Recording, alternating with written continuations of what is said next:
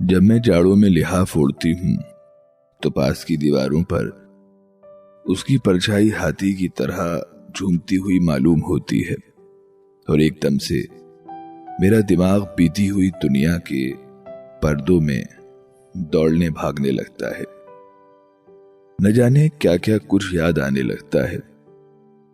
माफ कीजिएगा, मैं आपको खुद अपने लिहाफ का रुमान अंगेज जिक्र बताने नहीं जा रही हूं। न लिहाफ से किसी किस्म का रुमान जोड़ा ही जा सकता है।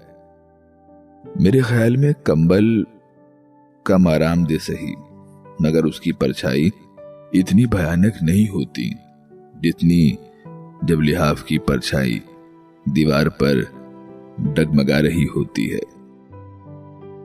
ये तब का जिक्र है जब मैं छोटी सी थी और दिन भर भाइयों और उनके दोस्तों के साथ मार कुटाई में गुजार दिया करती थी।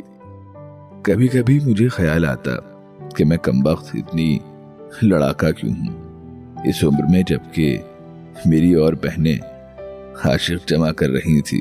मैं अपने पराए हर लड़के और हर लड़की से जोतम पेजार में मशगूल थी। यही वजह थी कि अम्मा जब आगरा जाने लगती तो हफ्ते भर के लिए मुझे अपनी मुंह बोली बहन के पास छोड़ गई। उनके यहाँ अम्मा खूब जानती थी कि चूहे का बच्चा भी नहीं और मैं किसी से लड़ भिड़ ना सकूं, तो अम्मा मुझे बेगम जान के पास छोड़ गई। वही बेगम जान जिनका लिहाफ अब तक मेरे जहन में कर्म लोहे के दाग की तरह महफूज है। ये बेगम जान थी जिनके गरीब माँ बाप ने नवाब साहब को इसीलिए दामाद बना लिया कि वो पक्की उम्र के थे, मगर थे निहायत नेक। कोई रंडीबाजी औरत उनके यहाँ नजर नहीं आती थी।